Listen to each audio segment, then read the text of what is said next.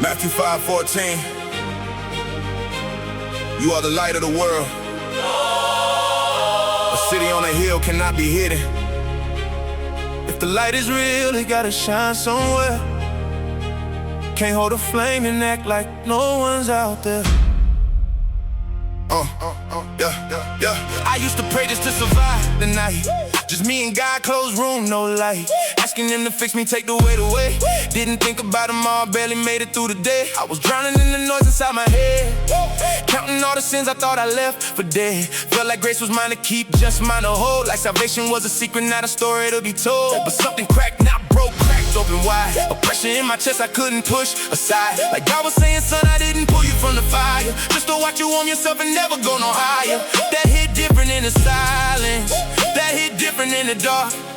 Took everything I built around my comfort, just to reach the deepest part. I wasn't saved just for me. His grace is way too heavy just to carry privately. I was pulled from the wreckage for a reason I can't see.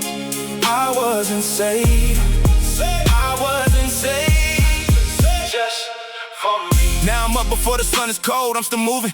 Not because I'm strong, because I'm tired of losing. Every rep, every mile, every night I push through pain. Feels like God is training me for something I can't name yet. Used to think humility was shrinking, making less. Now I know it's walking fully into what he blessed. It's not ego when you rise, it's ego when you stop. When you keep the gift he gave you, sit alive. I see the people in the valley where I stood, searching for a word for proof that hard times could be good. And I got scars to speak, I got a testimony. Not a highlight reel, real nights, real battle, real lonely. That's the reason for the pressure, that's the purpose in the pain. Wasn't just to build my character, it was fuel for someone else's flame. Just for me, this grace is way too heavy just to carry privately. I was pulled from the wreckage for a reason I can't see. I wasn't saved, I wasn't saved, I wasn't saved, I wasn't saved just for me. And now I understand the weight of what he did.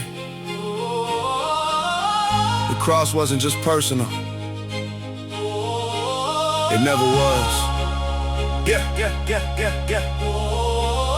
God didn't resurrect me to retire. He brought me back to life, to walk into the fire.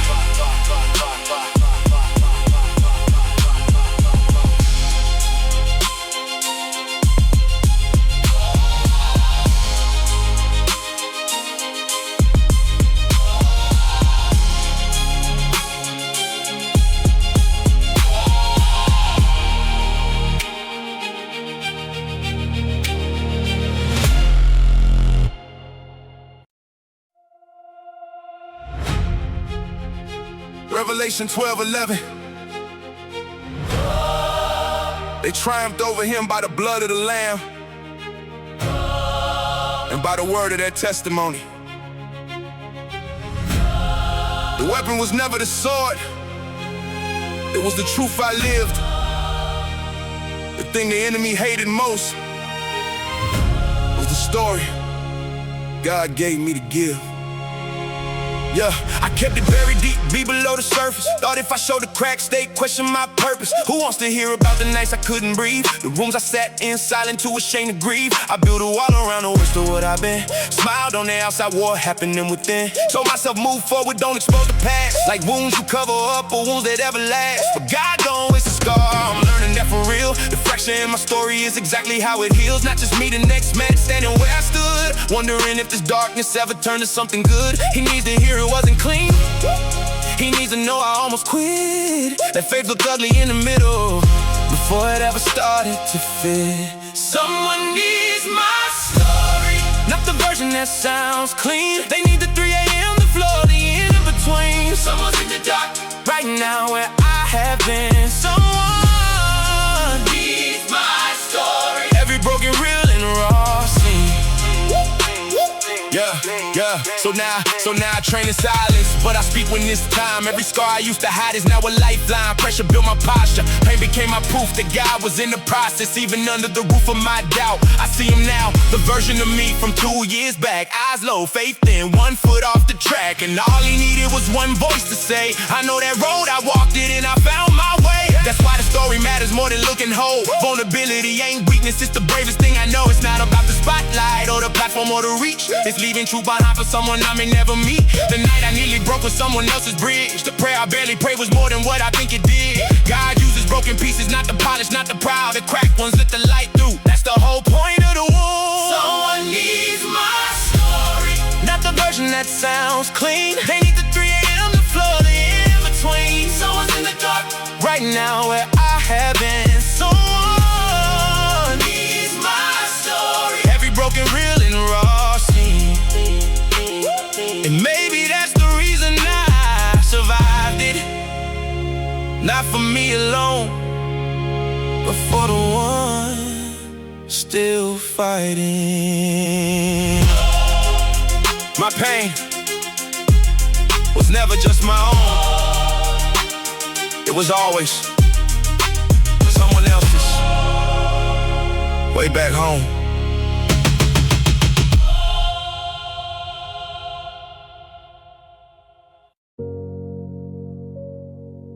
And we know that in all things, God works for the good of those who love Him, who have been called according to His purpose. Not some things, all things. Even the ones I swore You'd abandon me in. I remember the year everything collapsed. No roadmap, no answers, just the sound of the past echoing. Every failure, every door that closed. Every version of myself I thought the world exposed. I asked God why He let me walk through all that fire. Felt less like refinement, felt more like I was tired of fighting for a life that didn't seem to fit, of praying for a sign and getting silence for it. Nights on the floor, not poetic, just real. The kind of broken where you stop trying to feel. You just go numb and move and hope the morning comes, and wonder if the damage ever truly becomes something.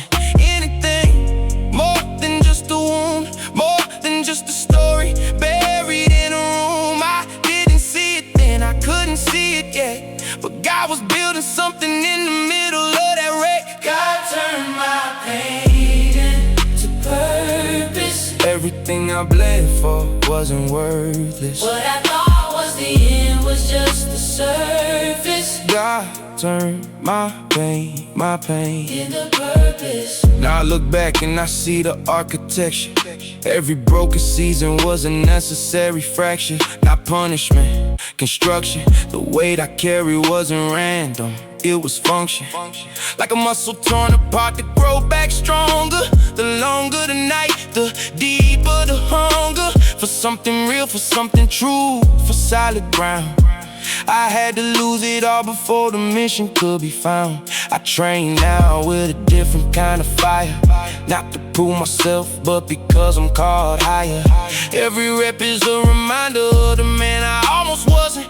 Every mile is a monument to grace that never stopped. I used to see my past as something to escape. Now I see it as the very thing I chose to shape. The rejection was redirection, I believe that now. The pain wasn't the detour, it was always part of the route.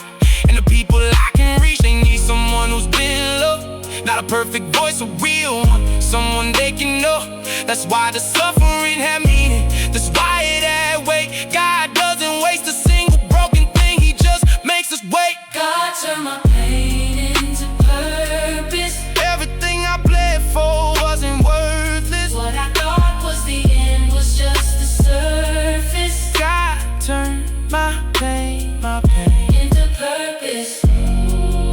Every scar has a sermon in it now. Every wound became a word. The thing I begged Him to remove was the very thing He used. I stopped asking God to erase what I've been through, because I finally understood the pain was the point.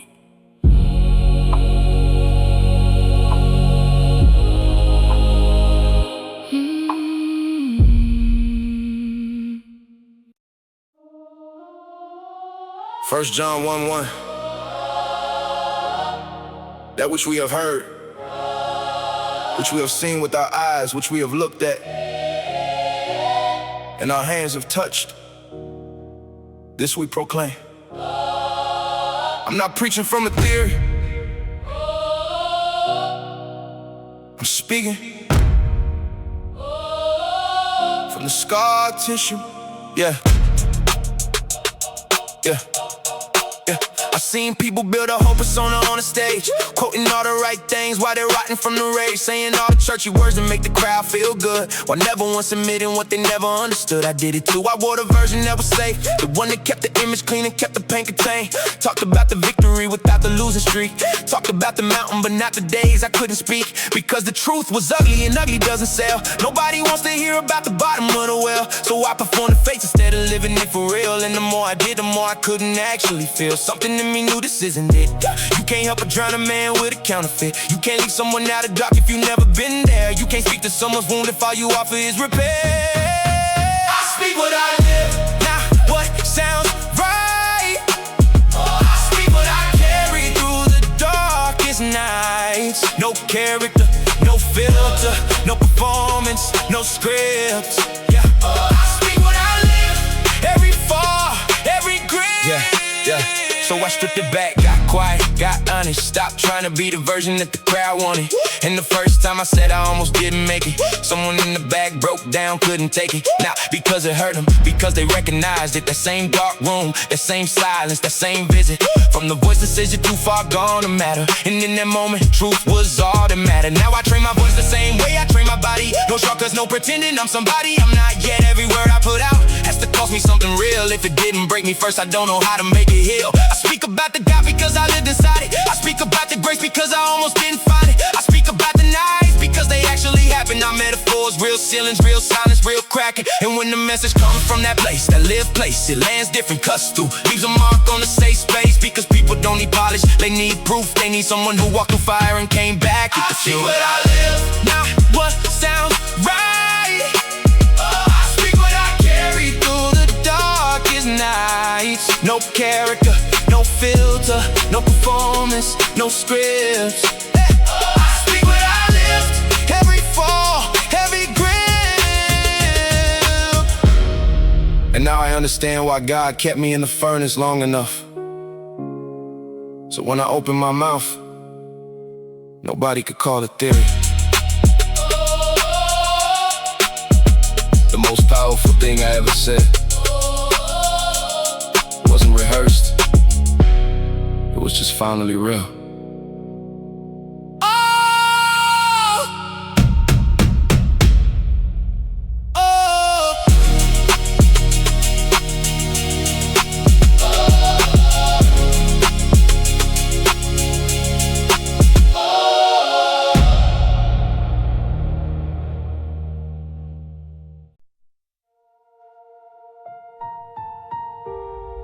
For the word of God is alive and active, sharper than any double-edged sword. It penetrates even to dividing soul and spirit. This isn't sound waves hitting ears. This is something alive, trying to reach what's buried in you. Yeah. Oh. Yeah. Yeah, I've been in rooms where music played and nobody moved. Not because the beat was weak, because nothing was true. Just noise dressed up in the language of the sacred. Just rhythm without fire, just performance, just faking. And I felt it, that hollow in the chest, where something sounds like worship but it fails the test of actually costing something, of actually bleeding through.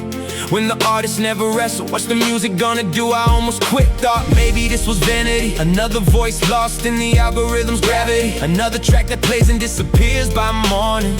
Another signal in the static without warning. But God stopped me in the middle of that silence and said, you're not making content, you're in covenant. This microphone is not a platform, it's an altar. Every word you put to beat, you better not falter. This isn't just music, this is warfare and prayer. this is someone in the darkness. Finally feeling something there. This isn't just a track, This is truth in the air. this isn't just music. think about the person with the earbuds in at 2 a.m. walking the edge of a decision no one knows about them. And this song comes on, not by accident, I believe that. And something in the lyric hits the place they couldn't reach back. That's not streaming numbers, that's a life in the balance. That's not an audience, that's someone fighting with their silence. So every word I write now carries the weight of that moment. I don't get to be careless, I don't get to just own it. I train for this the same way I train for the physical. Every line has to be earned, nothing hypothetical. If I haven't lived it, I don't get to weaponize it. If it hasn't broken me, I don't get to baptize it. Because the ones who need it most can smell the counterfeit. They've been lied to by the world, they don't need more of it. They need someone who sat in the same impossible room and found something real and brought it back and put it to a groove. This is in a session with an 808 underneath. This is the altar call that meets you where you breathe. This is God using sound the way He's always used the foolish things to reach the ones that polished pretty perfect never reached. This isn't just music. This is warfare and prayer. This is someone in the darkness finally feeling something there. This isn't just a track. This is truth in the air. This isn't just music. This is more than I can bear alone. And every time I press record, I'm making a decision. Not about art, about obedience. I didn't pick up the mic to be heard. I picked it up because God needed a voice. And I was finally done being quiet.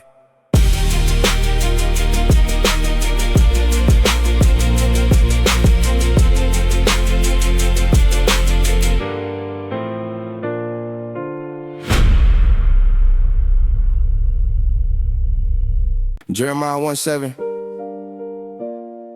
But the Lord said to me, do not say I am too young. You must go to everyone I send you to and say, whatever I command you. I used to say I wasn't ready, but ready was never the requirement. Obedience was. There was a time I had nothing to say, or maybe I had everything but kept it locked away. Thought the message needed someone more polished than me, someone with a cleaner past, a smoother testimony. Who was I to stand and speak on what God does, when half the time I questioned if He really was enough for me, for this, for all the weight I carried, when faith felt more like friction than something that was sacred. I sat on what I knew because the knowing came with cost. Every truth I had to tell had something painful in its source, and I wasn't sure the world deserved that kind of access. Wasn't sure that my exposure would result in something actual. But the pressure kept on building, quiet then intense, like something trapped inside the bones that had to find an exit. Like a runner who keeps training with no race in sight, until the morning comes and suddenly the course is right. I carry a message now, it's not like everything it costs to get here shows up in how I write. Yeah, I carry a message now, it has weight, not because I'm strong enough, because it couldn't wait. Yeah. Now I wake up with a different kind of urgency, not anxiety, more like a holy emergency. The feeling at the time I have is not unlimited. If someone needs this word before the moment's finished, I train my mind the same way I train his body. No wasted reps, no wasted words, no wasted lobby. Every conversation is a possible exchange. Every platform is a place the message can remain. I used to want the spotlight, let me be transparent. Now the spotlight scares me because of what it represents. Every eye that lands on me is someone in a moment, and the thing I say could either build or leave them broken. So I choose the words with care, I sit inside them first. I ask God if they're ready before I let them surface. Not performing for approval, not curating for the crowd. I'm delivering dispatches from the place where I was found. And the message isn't mine, I have to keep remembering I'm the vessel, not the source, the carrier, not the beginning. The weight I feel at 3 a.m. before I hit record is just the fear of being faithful to the one who gave the word. I carry a message now, it's not like everything it costs to get here shows up in how I write.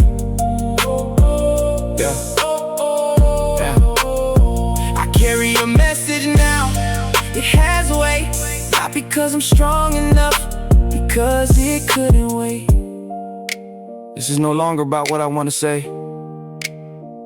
It's about what was placed inside me for someone I haven't met yet.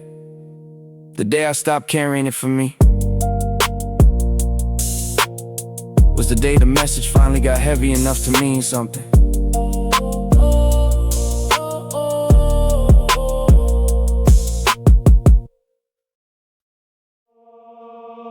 Second Corinthians 12:9. My grace is sufficient for you, for my power is made perfect in weakness. Not in spite of the fractures, through them. Yeah.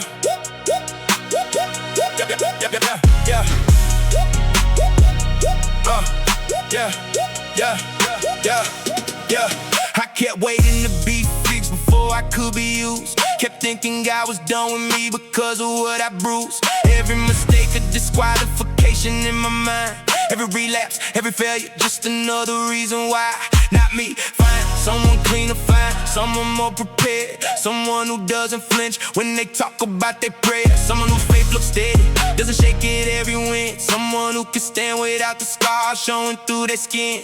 But I looked at every person God ever chose to use, and not a single one of them had nothing left to lose. Moses couldn't speak right, David couldn't stay faithful, Peter crumbled under pressure, Paul was more than capable of destroying what he later died defending with his blood. And God said that's exactly who I want. Give me the ones the world gave up. That hit different when the floor is where you're living, when the only prayer you have left is just I'm still in it. God uses broken people, the crack, the scar, the raw. He doesn't wait until you're whole, he meets you in the fall. God uses broken people, the ones who know the cost, the ones who almost didn't make it, the ones who felt most lost. Yeah. I used to envy people with the cleaner testimonies. No major falls, no public wounds, no visible colonies of doubt living rent-free in the back of everything they said. I thought that kind of faith was real. Mine was held together with thread, but thread held it still, held them understanding and out. And the ones who pull the thread the longest know the most about how strong the thing that holds it is. How faithful is the grip that kept me from completing what I started when I slipped. Now I don't hide the lip, I let it show when I walk. It's not a sign of weakness, it's the proof behind the talk. Jacob wrestled with God and walked away with a mark, and the mark was his credential. Not a shame in the dark, I trade harder now because I know what I've been given. Not a clean slate or redeemed one, and that's a different living. The broken bone that heals comes back more dense than before. The place that was the weakest becomes what holds the most. And when I stand in front of someone drowning in the damage, they don't need my highlight reel, they need someone who can manage to say I've been exactly there, and God was in that place. Not with answers, just with presence, just with undeserved grace. God uses broken people, the crack, the scar, the raw. He doesn't wait until you're whole, he meets you in the fall. God uses broken people, the ones who know the cost, the ones who almost didn't make it, the ones who felt most lost. Maybe the breaking was never the problem, maybe it was always the preparation. The ones who felt most lost, for the only kind of work that actually changes someone. Stop waiting to be whole enough to be used. The cracks are where the calling gets in.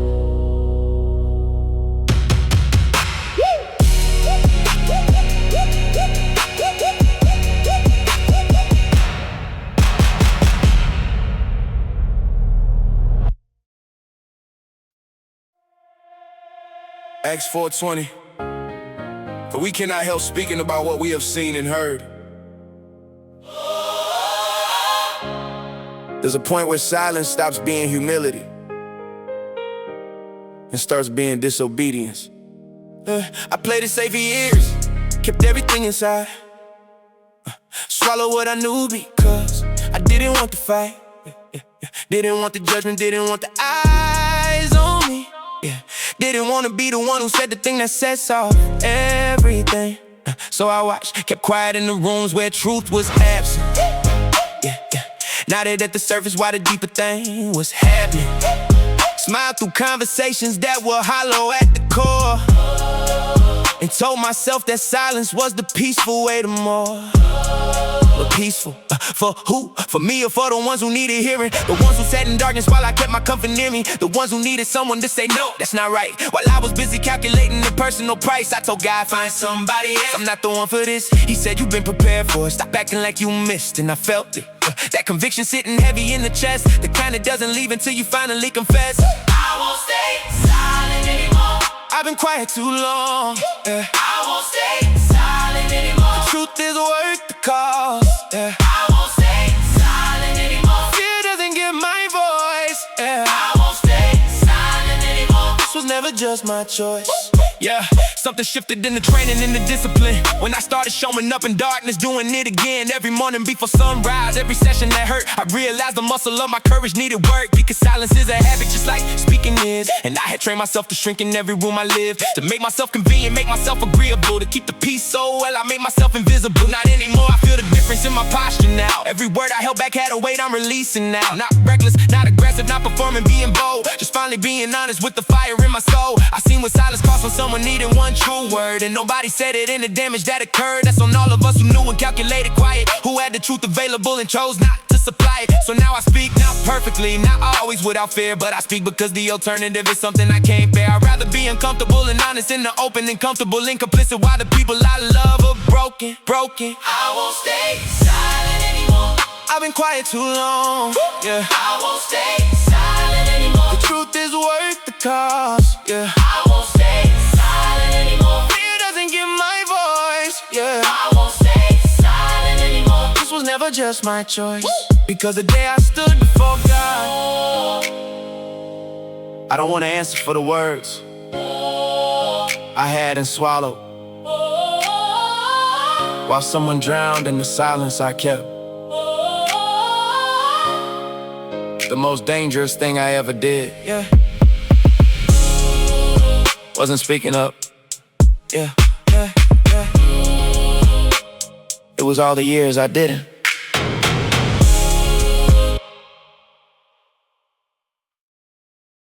John 12:24. Unless a grain of wheat falls to the ground and dies, it remains only a single seed. But if it dies, it produces many seeds. You can't multiply and stay whole at the same time. Something has to be surrendered before something can grow. Yeah, I spent years building something with my name on it. Every decision filtered through the frame of it. What does it do for me? How does it look for me? How do I come out on top of this? What's the return for me? And I called it ambition, dressed it up in purpose language. Called it stewardship when really I was just a manager of my own agenda with a thing coded as sacred. Praying for God's blessing on a plan I never traded. He let me build it, watch me carry every brick, until the weight of my own kingdom made me sick. Until the ceiling of what I could do alone was visible, and everything I built for me felt small and indivisible. That's when he asked the question I kept running from: what are you building this for? And for whom does it become? And I didn't have an answer that could hold up in the light, cause everything I built for me was built on appetite. This is bigger than me, I can't carry it alone. This is bigger than my name, my comfort, my own throne. This is bigger than me, and I'm learning what that means. Dying to the small story, so the real one can't breathe. The shift didn't happen like it happened in the quiet. 3 a.m. exhausted, finally through trying to fight it. Hands open for the first time in a long time, saying whatever this is for, it isn't mine. And something lifted, not the circumstance, the grip, the white knuckle hold I had on everything I built. And in the space where my agenda used to live, God placed something heavier, something I had to give, not keep. Get it's the economy of purpose. You don't accumulate the calling, you disperse it. Every gift I've been given as a direction out. With every skill, every story, every scar, someone forward. I train now with a different question in my head now. How do I get stronger, but who does the strength fed now? How do I get further, but who am I pacing for? The runner who looks only inward misses who he's running toward. Because purpose isn't personal, possession is assignment. And the ego is the friction between calling and alignment. The moment I stopped asking what I get from this was the moment this became something I couldn't dismiss. This is bigger than me, I can't carry it alone. This is bigger than my name, my comfort my own throne. This is bigger than me, and I'm learning what that means. Dying to the small story, so the real one can breathe.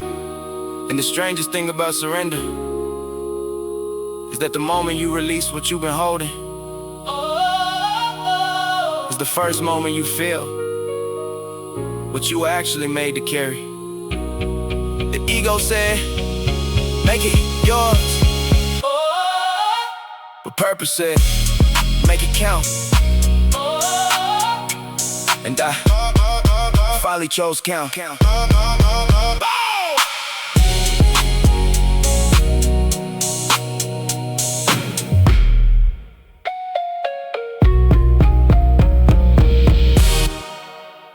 And who knows but that you have come to your royal position for such a time as this. Not by accident, not by coincidence. Exactly here, exactly now, exactly this. Yeah. There was a season I couldn't answer the question.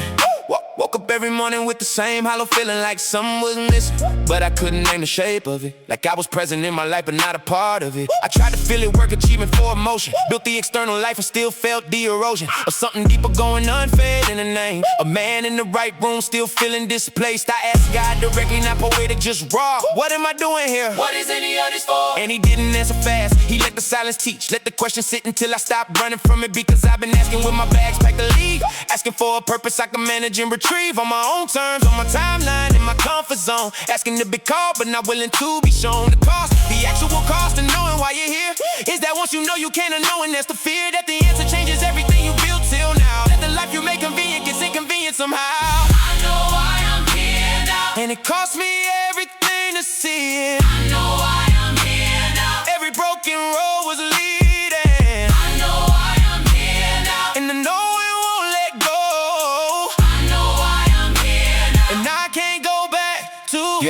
Look at everything it took to get me to this point. Every door that closed, every shattered joint. Every night I trained alone when no one saw the work. Every moment I stay faithful when faithful only hurt. I see it now assembled like a blueprint from above. Not random suffering, a very specific love that knew what I would need before I knew the need. That planted in the winter what would only grow in grief. The people I can reach aren't random either. The ones who find his music, find his voice, this fever. They're the ones who share the specific kind of dark that only someone with my exact story could unlock. That's not arrogance, that's all. That God will be that precise. That the thing I almost ended was the thing that was the price of admission to the room where I could actually serve. Not the room I wanted, the room that I deserve. Now I wake up with direction instead of just what drives. There's a difference between being busy and being alive, between building towards something and just filling up the days, between existing with a heartbeat and existing with a place. I know my place now, not my platform, not my rank. This specific irreplaceable position in a plan that nobody else can feel, because nobody else has been the exact combination of this broken in his I know why I'm here now, and it cost me everything to see it. I know why I'm here now, Every broken road was leading, I know why I'm here now, and the knowing won't let go. I know why I'm here now, And I can't go back to before. Not because the past was wasted, because every single piece of it was always pointing here. Hey, hey, hey. The man who spent years asking why he existed finally stopped asking, not because he gave up, because he arrived.